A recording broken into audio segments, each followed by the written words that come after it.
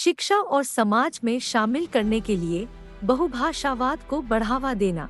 अंतर्राष्ट्रीय मातृभाषा दिवस यह मानता है कि भाषा और बहुभाषावाद समावेश को आगे बढ़ा सकते हैं और सतत विकास लक्ष्यों को किसी भी पीछे छोड़ने पर ध्यान केंद्रित करते हैं।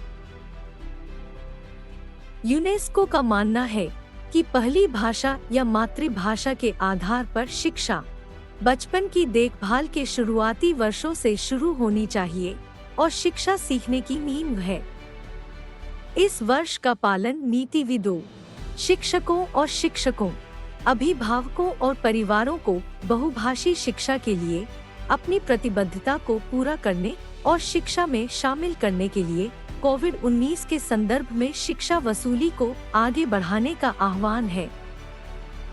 यह प्रयास संयुक्त राष्ट्र अंतर्राष्ट्रीय स्वदेशी भाषा 2022 से 2032 के दशक में भी योगदान देता है, जिसके लिए यूनेस्को प्रमुख एजेंसी है और जो स्वदेशी लोगों के विकास के केंद्र में बहुभाषिकता रखती है।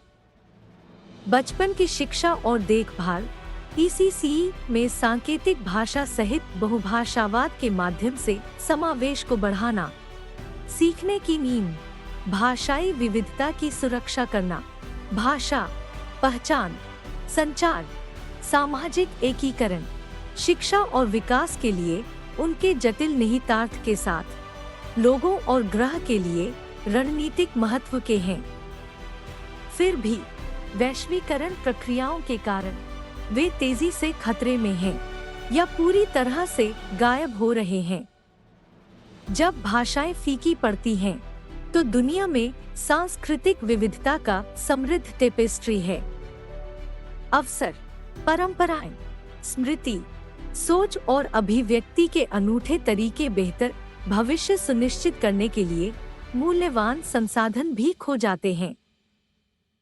हर 2 हफ्ते में एक भाषा पूरी सांस्कृतिक और बौद्धिक विरासत को अपने साथ ले जाती है। दुनिया में बोली जाने वाली अनुमानित 6000 भाषाओं में से कम 43% लुप्तप्राय हैं। केवल कुछ 100 भाषाओं को वास्तव में शिक्षा प्रणालियों और सार्वजनिक डोमेन में जगह दी गई है और 100 से भी कम डिजिटल दुनिया में उपयोग किया जाता है। बहुभाषी और बहुसांस्कृतिक समाज अपनी भाषाओं के माध्यम से मौजूद हैं, जो पारंपरिक ज्ञान और संस्कृतियों को एक स्थायी तरीके से संचारित और संरक्षित करते हैं। अंतर्राष्ट्रीय मातृभाषा दिवस हर साल भाषाई और सांस्कृतिक विविधता और बहुभाषावाद को बढ़ावा देने के लिए मनाया जाता है।